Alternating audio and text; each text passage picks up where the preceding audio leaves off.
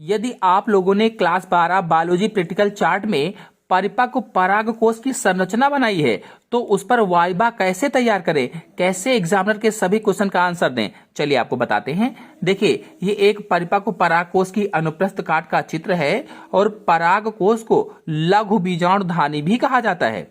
लघु बीजाणुधानी भी कहते हैं। और आपको बता दें, परागकोश की काट में दो पालियां होती हैं। दो, अगर एग्जामिनर पूछे परागकोश की काट में कितनी पालियां होती हैं, तो जो परागकोश की काट है अनुप्रस्थ, इसमें दो पालियां, एक देखिए ये वाली पाली है और दूसरी ये वाली पाली है। दो पालियां हैं, एक ये और दूसरी ये वाली पाली है। और प्रत्येक पाली में यानी हर एक पाली में दो लघु बीजाणुधानियां होती हैं। एक ये लघु बीजाणुधानी, दूसरी ये लघु बीजाणुधानी। इधर भी दूसरी वाली पाली में एक ये। तो प्रत्येक पाली में या लोब में दो लघु बीजाणुधानियां होती हैं। एक दो, इधर भी एक दो, तो दो पालियां होती हैं और दोनों में दो दो लघु बीजाणुधानियां या मेगा स्पोरेंजियम होती हैं। लघु बीजाणुधानी को क्या कहा जाता है? मेगा स्पोरेंजियम कहा जाता है। इस तरह से परागकोश में कुल 4, 1 2 3 4। अगर पूछे परागकोश के अंदर कितनी लघु बीजाणुधानी होती हैं, कितनी मेगा स्पोरेंजिया होती हैं, तो 4, 1 2 3 4 और एक योजी होता है। ये चीज याद रखेंगे। अब देखिए, 4 तो ये हो गए और चारों लघु बीजाणुधानी में लघु बीजाणु जनन कोशिकाएं होती हैं। ये जो चारों लघु बीजाणुधानी हैं, इनमें लघु बीजाणु जनन कोशिकाएं होती हैं। और आपको बता दें, ये जनन कोशिकाएं चारों तरफ पोषक कोशिकाओं के स्तर से ढकी रहती हैं। इस तरह से चारों तरफ से पोषक कोशिकाओं के स्तर से ये ढकी होती है। उनके चारों ओर, जैसे ये है तो इसके चारों ओर पोषक कोशिकाओं का अस्तर होता है, उससे ये ढकी होती हैं। और वो अस्तर कहलाता क्या है? तो टैपिटम कहलाता है। उसे क्या कहा जाता है?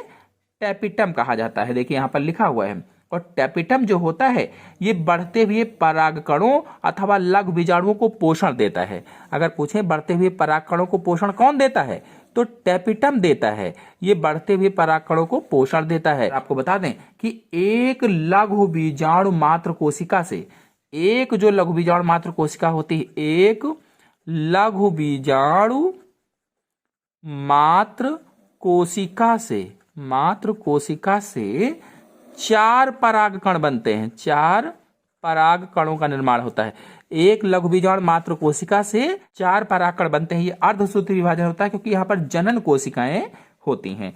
तो 1 से 4 बन जाएंगे। अब एक क्वेश्चन बनता है कि 50 लघु बीजाणु मात्र कोशिकाओं से कितने परागकणों का निर्माण होगा, तो 50 को 4 से गुणा कर देंगे, उतना आ जाएगा। तो इस तरह से आप आंसर दे लेंगे। अब पूछे कि इसमें कैसा विभाजन होता है, तो अर्धसूत्री विभाजन होता है। अर्धसूत्री विभाजन होता है। स्टोमियम क्या है? तो जो एंडोथीसियम होता है, ये वाली जो परत होती है, जब परागकोश परिपक्व होता है तो यहीं कहीं पर इसकी स्थान, जो एक स्थान होता है वो पतला हो जाता है और वहीं से फटता है। जहां से फटता है उसे ही स्टोमियम कहा जाता है। फटने वाले स्थान को क्या कहते हैं? स्टोमियम कहते हैं।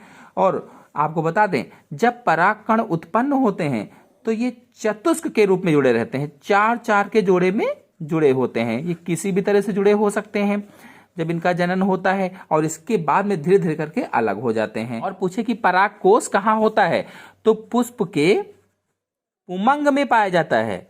पुष्प के पुमंग में परागकोश होता है, या कह लीजिए जो स्टामेन होता है उसमें होता है, या पुंकेसर में जो फूला हुआ ऊपरी भाग होता है, उसी की यहाँ पर अनुप्रस्थ काट ली गई है और यहाँ पर दिखाया गया है इस तरह से। अनुप्रस्थ काट में 4 धानियां हैं, चारों धानियों में, और एक योजी दिखाया गया है जो दोनों परागपालियों को जोड़ने का कार्य करता है। अगर एग्जामिनर पूछे कि योजी का क्या कार्य है, तो ये दोनों परागपालियों को जोड़ने का कार्य करता है।